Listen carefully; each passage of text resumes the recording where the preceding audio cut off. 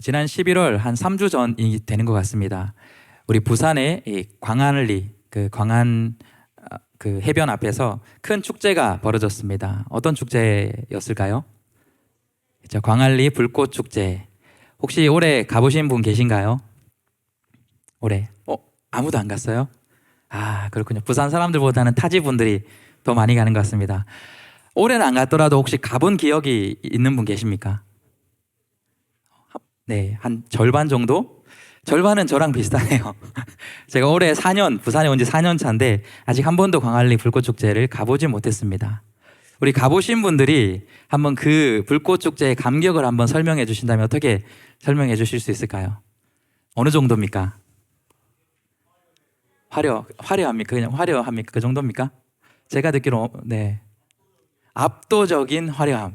네, 또 어떻게 좀 설명할 수 있을까요? 못 간 저 같은 사람들에게 여러분 좀 알려주세요. 추워요. 불꽃축제. 지금까지 얘기만 들으면 별로 가고 싶지 않은. 그런데 왜 그래 사람들이 많이 모이죠? 조금 더 여러분 설명할 수 있는 뭐가 없을까요? 알겠습니다. 제가 한 번도 그 현장에서 보지 못했는데 올해 거의 끝에쯤에 잠깐이라도 구경이라도 해보자라는 생각으로 광안리는 가지 못했는데 집 근처에 수영강변으로 나가봤습니다. 그러니까 몇몇째 큰 어떤 것들은 이제 몇 개를 봤습니다. 그런데 거의 마지막쯤에 가서 그런지 그 마지막 그 가장 화려한 그 불꽃들이 터지는 장면을 저희 가족이 함께 봤습니다. 뭐 저랑 아내도 있었고요. 6살 세빛이랑 이제 3살 롬빛이도 있었는데 그 광경을 보고는 뭐 나이나 이런 걸 다 구분해서 비슷한 반응이었어요. 우와, 이야, 우와. 이런 감탄사만 연발했던 것이 그날의 시간이었습니다. 아마 우리가 생각하는, 우리가 기대하는 것 이상의 것들을 우리가 바라보게 됐을 때에 그런 것을 경험하게 됐을 때 우리가 할 수 있는 설명과 묘사는 사실 그 어떤 대단한 것들보다 우리 안에서 터져 나오는 그런 감탄과 외침이 가장 경이로운 것을 보았을 때 우리 인간의 그런 표현이 아닐까 생각을 해보게 됩니다. 뭐 이러한 것은 아닐지라도 제가 월요일이 되면 종종 그 해운대 동백섬을 걸을 때가 있습니다. 최근에도 갔다 왔었는데 여름에 붐비는 그런 동백섬이 아니라 지금 가면 굉장히 좀 한산하더라고요, 월요일에. 근데 거기 절벽 쪽으로 이렇게 나무 데크가 이렇게 구성되어 있는 곳이 있는데 그 길을 걷다가 보면 이제 돌아서 동백섬을 돌아서 해운대 쪽에 보이는 곳에 오면 마찬가지로 우와, 이야, 이런 순간을 여러분 맞이하는 그 장소가 있습니다. 여러분 해운대 물이 그렇게 맑은지 여러분 알고 계신가요? 저는 이전에 부산이라는 곳을 오기 전에는 이 부산 동해 쪽이라는 곳은 제가 포항이나 뭐 영덕이나 이런 쪽에 가봤기 때문에 물이 좀 더럽다는 그런 인식이 있었어요. 그런데 물 색깔도 그렇게 아름답고 그렇게 멋진 광경이 있다는 것을 보면서 이래서 사람들이 해운대를 찾아오는구나 라는 그런 감탄을 제가 한 적이 최근에 있었던 것 같습니다.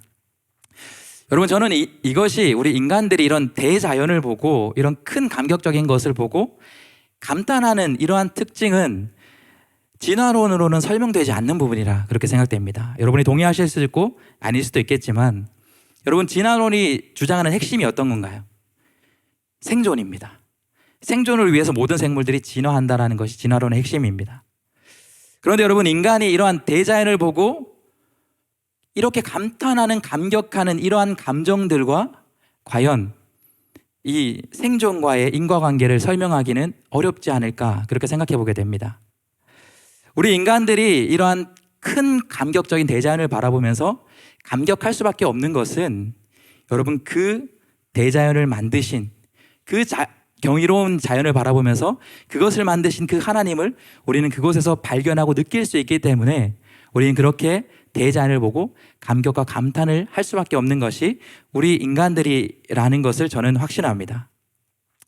그런데 우리 인간들이 이런 대자연의 경이로운 것들을 볼 때 튀어나오는 그런 감사, 우와 이런 것도 있지만 그런 것과는 다르게 우리가 또 다른 순간들의 큰 감탄을 외칠 때가 있습니다.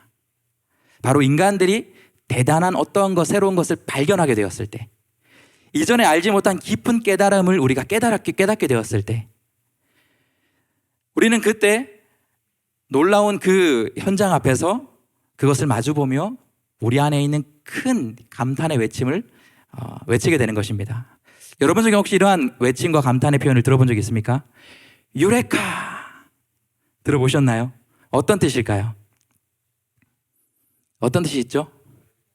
유레카. 나는 발견했다. 나는 찾았다. 나는 그것을 찾았다라는 이전에 알지 못했던 것, 이전에 발견하지 못한 새로운 것에 대한 놀라운 것을 깨닫고 발견했을 때 인간이 외치는 감탄의 표현이 유레카라는 외침입니다.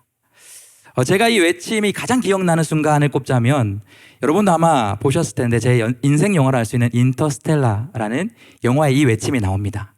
거기에 여주인공이 이제 지구가 멸망으로 가는 그 과정 가운데에 이제 지구를 떠나지 않으면 이제 인류는 종말을 맞이하게 될 수밖에 없는 그런 가까운 미래를 앞두고 있는 그 와중에 이제 살아갈 수 있는 다른 행성을 찾아 나가는 그런 프로젝트를 진행합니다. 나사로 프로젝트라는 건데, 그런데 그것을 실행할 수 없는 그 풀지 못했던 한 가지의 숙제가 이 중력 방정식.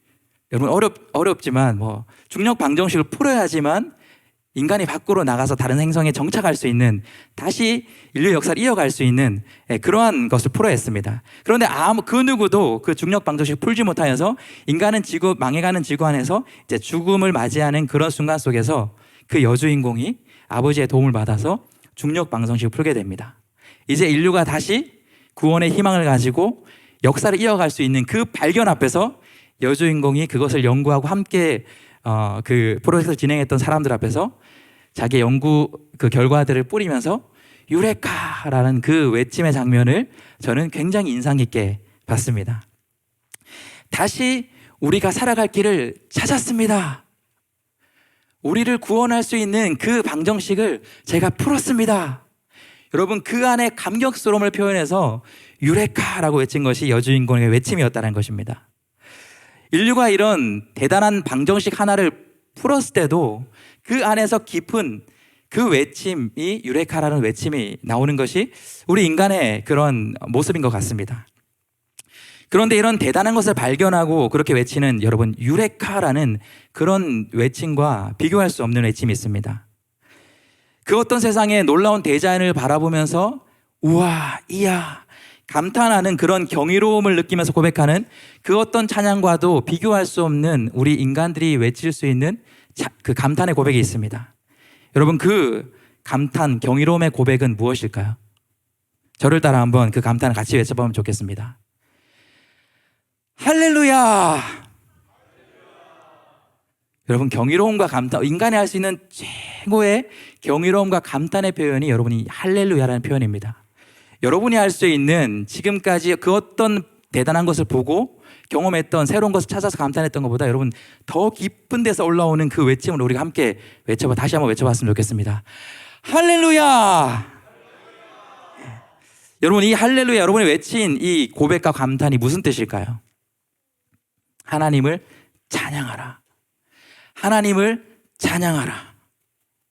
여러분, 이 한 인간이 진정한 하나님을 발견하게 되었을 때, 말씀이나 나의 삶 속에서나 찬양할 때나 그 가운데 그 전능하신 창조주 하나님을 내가 깨닫고 느끼게 되었을 때, 하나님을 진실로 마주치는 그 순간에 우리 인간들은 우리 안에서 주체할 수 없는 하나님을 찬양하는, 하나님을 경외하는 고백, 할렐루야라는 그 찬양을 할 수밖에 없는 것이 우리 인간이 하나님을 마주하게 되었을 때, 경험하게 되었을 때 나타나는 결과다라는 사실입니다.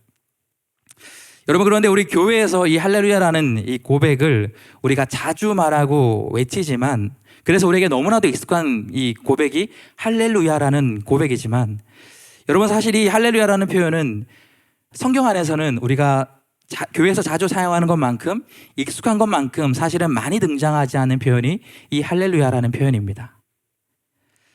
구약에서는 수십 번 나오긴 하지만 시편에서 집중적으로 그렇게 나오는 표현이 할렐루야라는 표현이고요.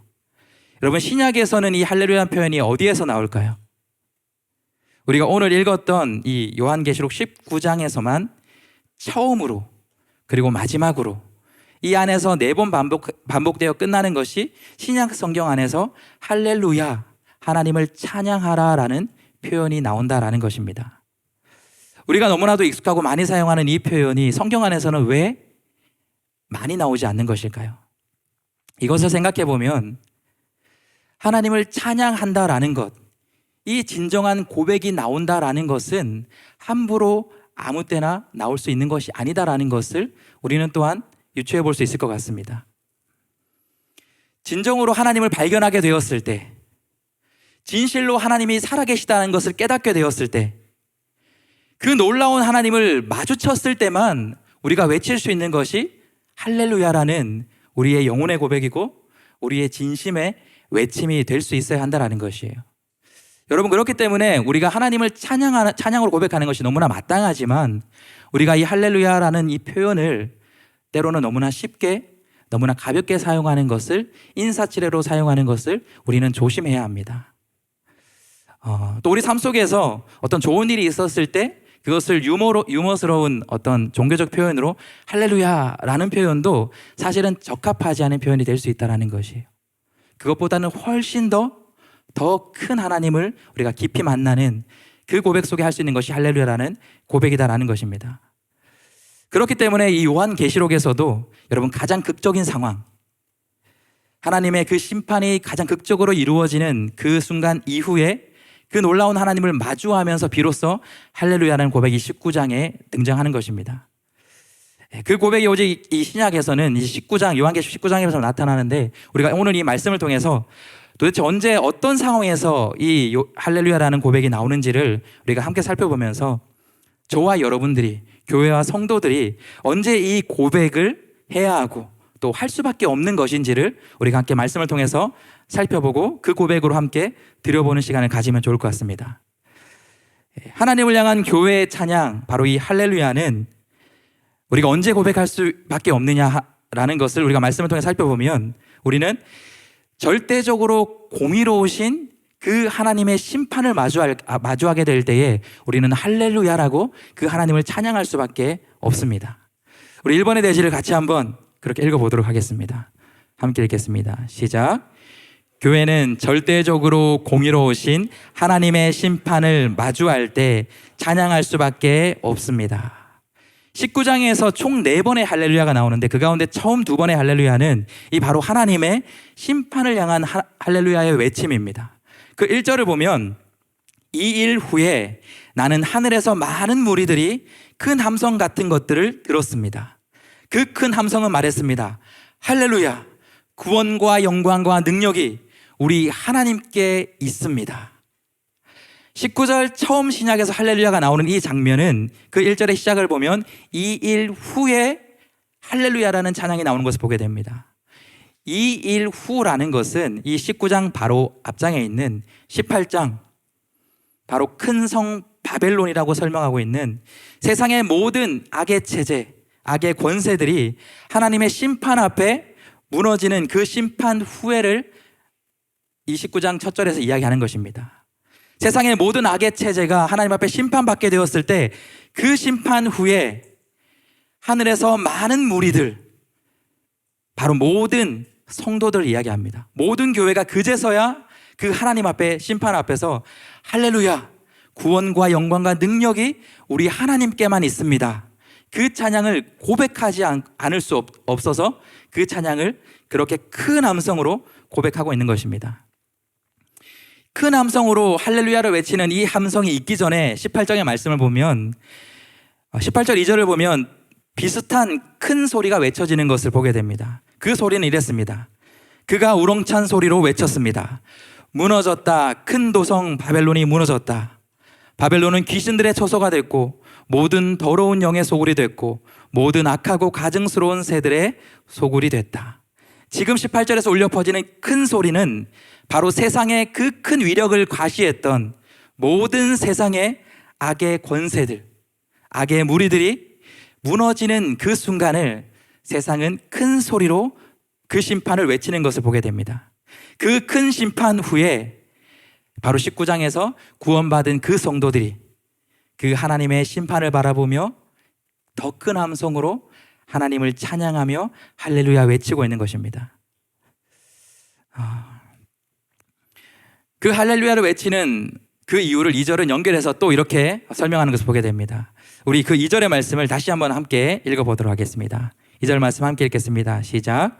이는 그분의 심판이 참되고 공의로우시기 때문입니다. 그분은 음행으로 땅을 더럽힌 큰 창녀를 심판하였으며 그녀의 손에 묻어있는 그의 종들이 흘린 피에 억울함을 갚으셨기 때문입니다. 지금 모든 교회와 그 구원받은 성도들이 하나님을 높이 찬양하고 있는 그 이유가 뭐냐면 단순히 악의 세력이 무너졌기 때문에, 단순히 그를 벌을 받았기 때문에 그 높은 찬양을 올려드리는 것이 아니라는 것을 2절은 이야기합니다.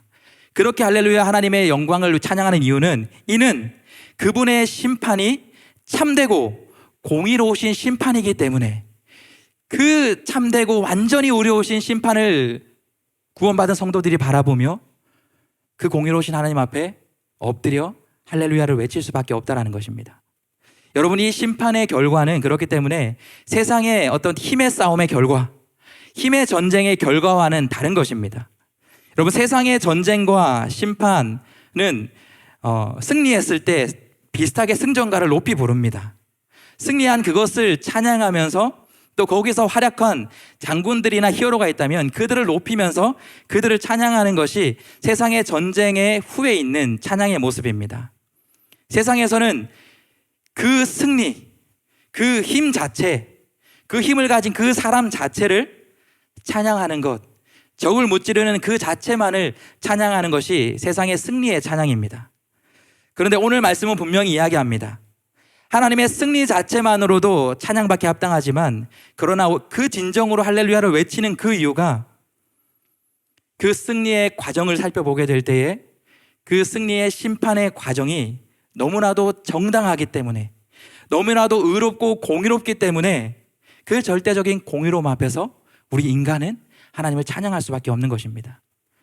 승리의 환호를 넘어 공의의 찬양이 바로 지금 이 순간의 할렐루야의 찬양입니다.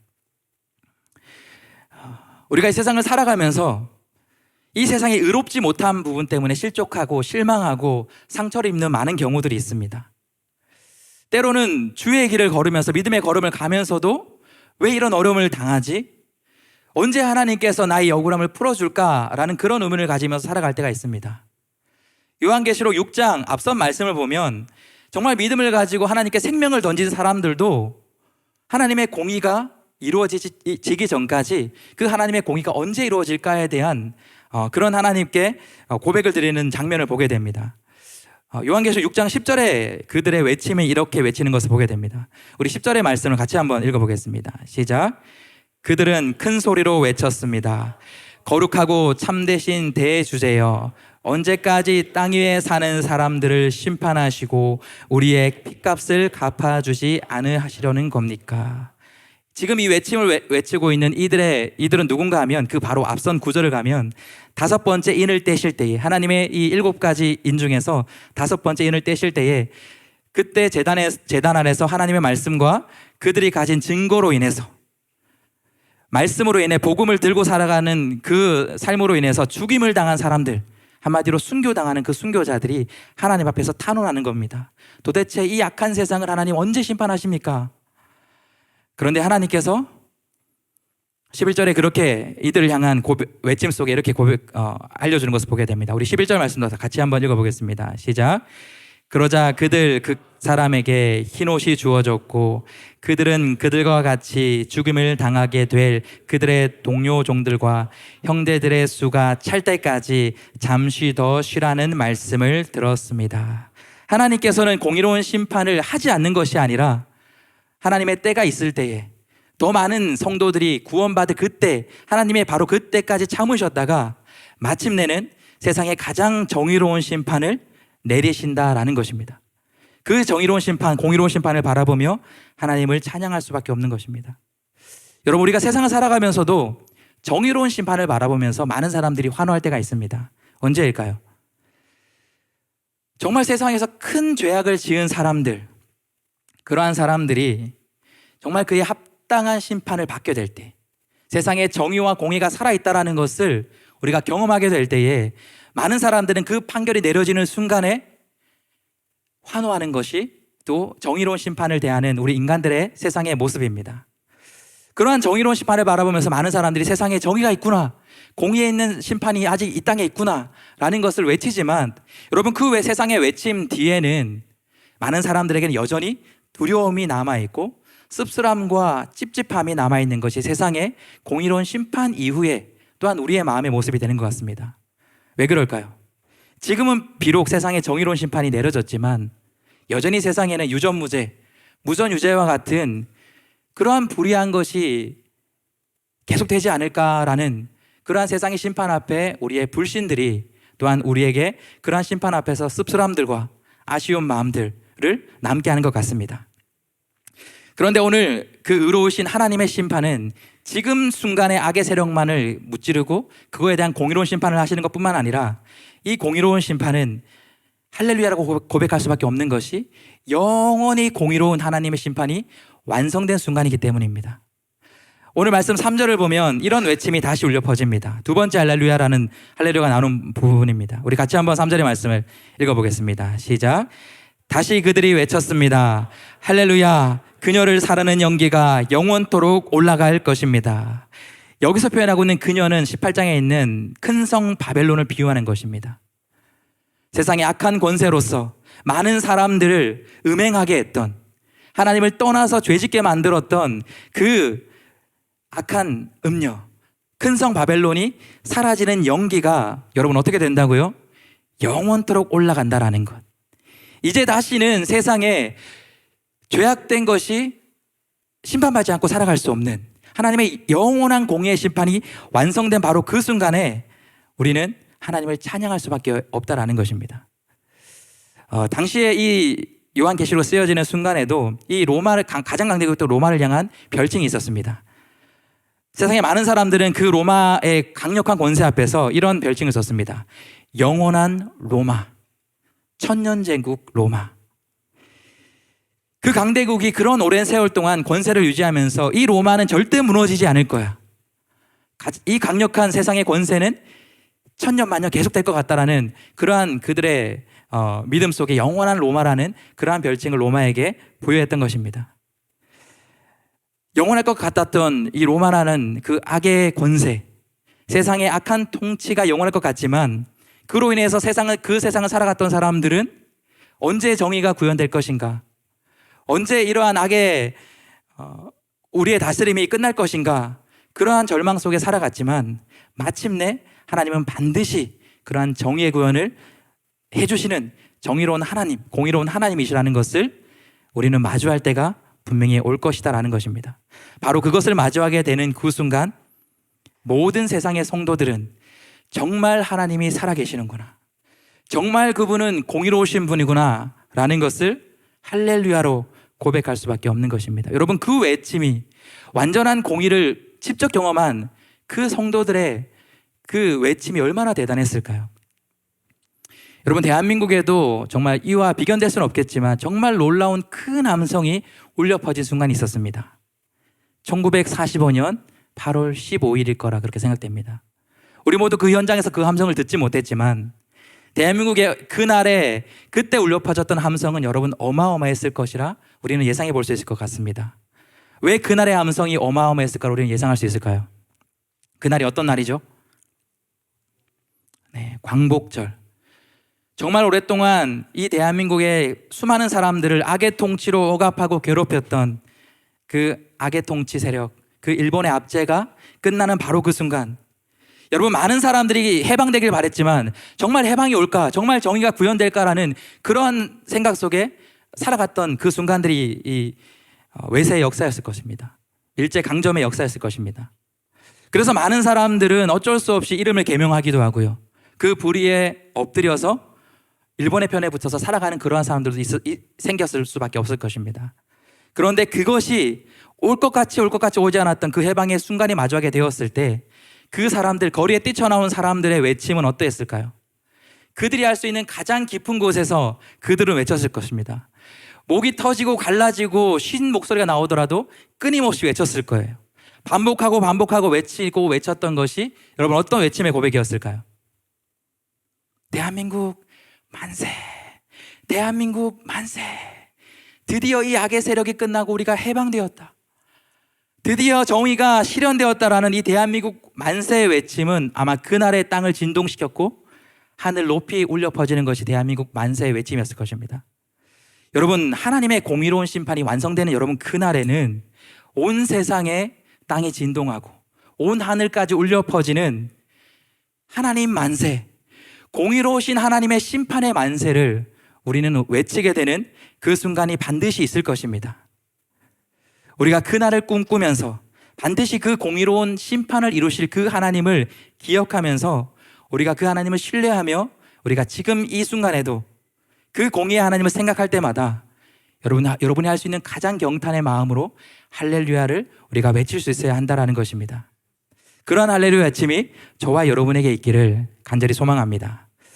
하나님을 향한 교회의 찬양 두 번째, 우리는 언제 그 찬양을 할 수밖에 없느냐? 바로 압도적으로 크고 강하신 그 하나님을 마주하게 되었을 때 여러분 세상의 모든 큰 자나 작은 자들은 하나님을 찬양할 수밖에 없게 될 것입니다. 우리 이번의 대지를 같이 한번 읽어보도록 하겠습니다. 함께 읽겠습니다. 시작. 교회는 압도적으로 크고 강하신 하나님을 마주할 때 큰 자나 작은 자나 다 하나님께 찬양할 수밖에 없습니다. 세 번째 할렐루야가 나오는 말씀이 있습니다. 바로 4절입니다. 4절을 보면 그때 24장로와 네 생물이 보좌에 앉으신 하나님께 엎드려 경배하여 외쳤습니다. 아멘 할렐루야. 세 번째 할렐루야는 24장로와 네 생물이 외치는 그러한 할렐루야였습니다. 24장로는 모든 구원받은 성도 교회를 대표하는 그런 대표성을 띠는 그런 비유입니다. 또한 네 생물은 하나님이 창조하신 모든 창조 세계를 비유하는 표현입니다. 세상의 모든 교회와 구원받은 성도와 또한 함께 지음받은 모든 하나님의 창조 세계가 하나님께 아멘 할렐루야 진실로 하나님을 찬양합니다 라는 고백으로 지금 고백되어지는 부분입니다. 그런데 이때의 고백은 왜 나오고 있을까요? 바로 4절을 보면 보좌에 앉으신 하나님께 그 찬양을 올려드리는 것을 보게 됩니다. 이 보좌라는 것은 바로 하나님의 크심과 하나님의 위대하심을 보여주는 바로 그 모습이 보좌에 앉으신 하나님입니다. 그런데 여러분, 우리가 이 세상을 살아갈 때 우리는 세상에 큰 어떤 힘을 가진 사람들이나 많은 권력을 가진 사람들이 앉아있는 그 보좌 앞에 우리는 엎드리거나 순응하며 그것을 찬양하며 살아갈 때가 너무나 많이 있습니다. 세상에 많은 사람들은 여전히 세상의 보좌에 앉은 그 대상들을 경배하며 살아가는 많은 사람들이 있습니다. 바로 요한계시록 18장을 보면 바벨론과 또 바벨론의 경배에 따르는 그러한 존재들이 바로 그러한 고백을 드렸습니다. 우리 7절 말씀을 18장 7절 말씀 보면 이렇게 기록된 것을 보게 됩니다. 우리 7절 말씀도 함께 같이 읽어보겠습니다. 시작. 그 여자가 자신을 영화롭게 하고 사치한 만큼 너희는 그녀에게 고통과 슬픔을 안겨주라. 이는 그녀가 마음으로 말하기를 나는 보좌에 앉은 여왕이다. 나는 과부가 아니며 결코 슬픈 일을 만나지 않을 것이다. 때문이다. 여기 여자는 얘기했던 것처럼 큰 성 바벨론이라는 세상의 모든 악의 체제, 악의 세력들을 이야기합니다. 그 권세를 가진 악의 체제와 세력들은 분명히 자신들이 이렇게 고백합니다. 바로 내가 이 보좌에 앉았고 내가 이 보좌에 앉은 그 왕이다. 그렇기 때문에 나는 결코 슬픈 일을 만나게 되지 않을 것이다. 나는 영원한 이 권세를 누릴 것이다. 그들은 그렇게 자신들이 가장 크고 위대한 것처럼 고백하며 많은 사람들을 그 앞에 엎드리게 했습니다. 그런데 18절 그 7절 말씀 8절을 보면 다음 말절을 보면 바로 그들이 심판받는 장면을 이렇게 소개합니다. 우리 8절 말씀도 같이 한번 읽어보겠습니다. 시작. 그러므로 그 여자에게 사망과 슬픔과 기근의 재앙이 한날에 임하고 그녀의 불에 타버릴 것이다. 이는 여자를 심판하시는 주 하나님께서 강하시기 때문이다. 성경 말씀 우리에게 분명히 말씀해 주시는 것입니다, 여러분.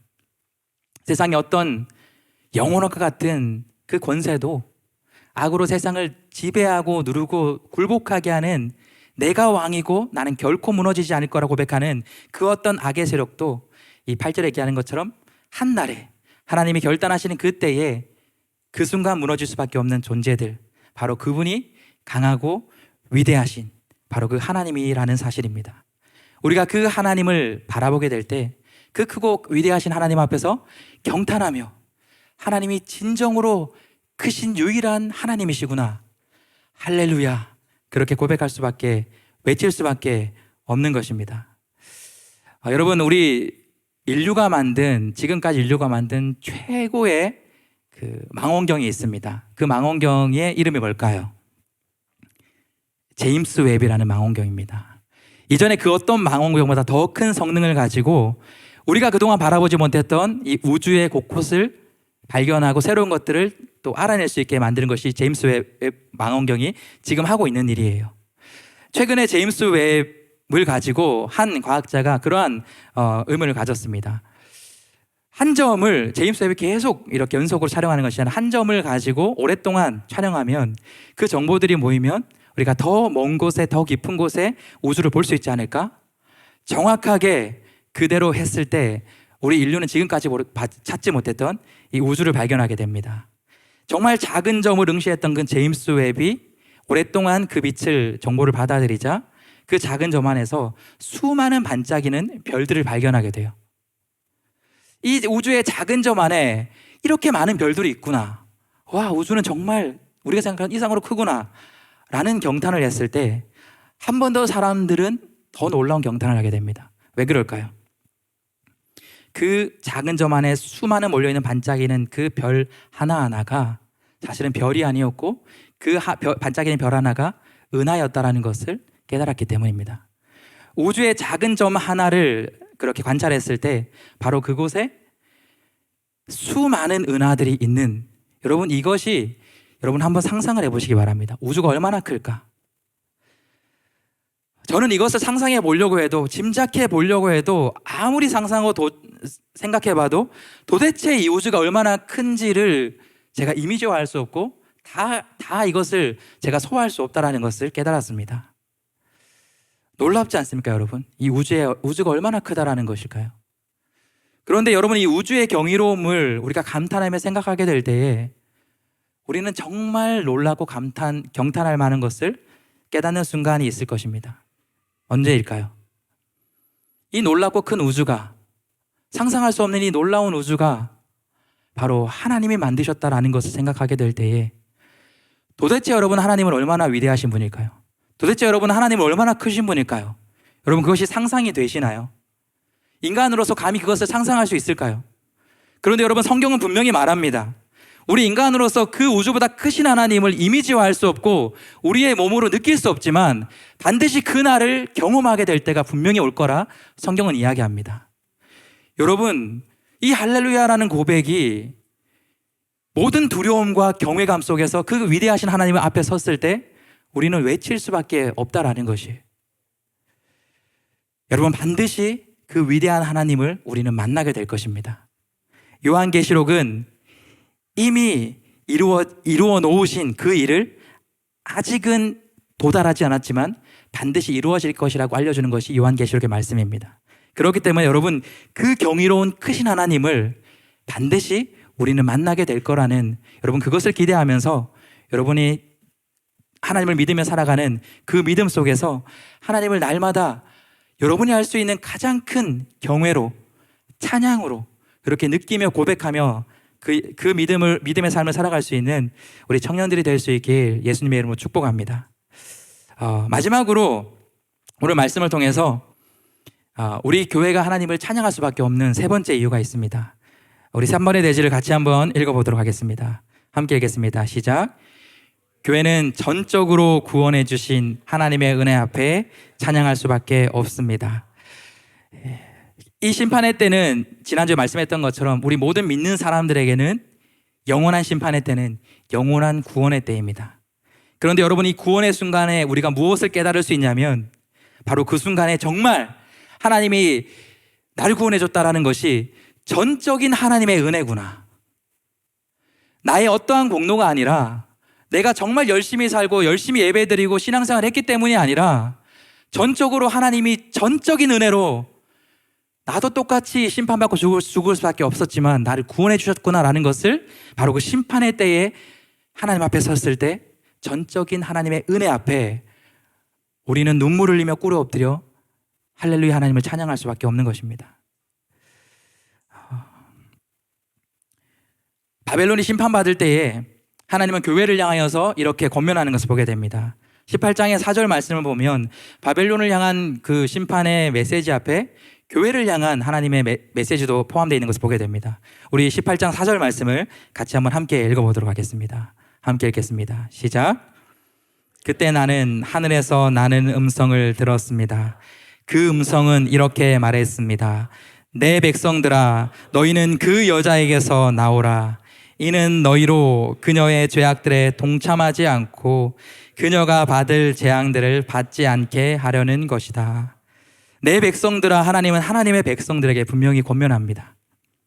너희는 그 여자들, 그 세상의 악의 권세들과 함께하여서 너희도 죄악에 동참하여서 그들이 받을 재앙을 받지 않길 원한다. 우리도 언제든지 여러분 세상의 악한 존재들처럼 하나님 앞에 우리의 죄로 인해서 심판받을 수밖에 없는 존재가 사실 세상과 다르지 않는 우리의 모습입니다. 그런데 우리가 어떻게 이런 죄악된 우리가 하나님의 영원한 그 구원의 심판 앞에 구원의 은혜를 받을 수 있을까요? 오늘 본문의 말씀 7절은 그 말씀을 7절과 8절을 통해서 이렇게 우리에게 알려줍니다. 우리 마지막으로 7절과 8절 말씀을 함께 읽어보도록 하겠습니다. 함께 읽겠습니다. 시작. 기뻐하고 즐거워하며 하나님께 영광을 돌리자. 이는 어린 양의 결혼식이 이르렀고 그의 신부가 혼인 준비를 갖추었으며 그녀는 밝고 깨끗한 고운 삼배를 입을 것을 허락받았기 때문이다. 이 고운 삼배는 성도들의 의로운 행실들이다. 여기서 얘기하고 있는 것처럼 우리 성도들이 거룩한 행실로 살아가기 때문에 구원받는 것이 아니라 그 거룩한 행실로 살아갈 수 있도록 하나님께서 우리를 인도해 주시고 시간을 주시고 회개할 기회를 주셨기 때문에 우리는 그 거룩한 신부의 옷을, 구원의 옷을 입을 수 있도록 허락받은 존재가 되어서 구원의 은혜를 받을 수 있게 됐다라는 것입니다. 가장 심판의 마지막 그때에 가장 영광스러운 천국잔치, 하나님의 신부가 되어서 영원한 생명으로 그 은혜를 누리는 저와 여러분들이 바로 이 전적인 하나님의 구원의 은혜, 어린 양의 하나님이셨던 그 예수님이 어린 양으로 오셔서 우리를 위해 대신 피를 흘려주신 그 전적인 십자가의 구원의 은혜를 붙들 때에 우리가 구원받을 수밖에 없는 전적인 하나님의 은혜를 여기서 고백하고 있다는 것입니다. 바로 그때에 하나님의 이 전적인 은혜 앞에 우리는 하나님을 영원히 찬양하며 그렇게 할렐루야 고백할 수밖에 없는 것입니다. 여러분이 받은 이 구원은, 영원한 구원은 그날에 완성될 것이지만 여러분이 예수님을 진짜 나의 구주로 믿는다면, 어린 양의 그 피가 이미 나를 구원했다는 것을 믿는다면 이미 여러분들은 하나님의 구원이 여러분에게 임한 줄 믿습니다. 하나님의 그 전적인 은혜가 여러분을 구원으로 이끄신 줄 믿습니다. 그렇기 때문에 여러분, 우리가 해야 될 것은 이들만의 이 찬양의 고백이 아니라 바로 우리의 지금의 현실의 삶 속에서 나를 구원하신 그 하나님의 전적인 은혜를 깨달아서 할렐루야, 하나님을 찬양합니다. 우리가 할 수 있는 가장 큰 감사와 감탄의 고백으로 우리가 고백할 수밖에 없는 것입니다.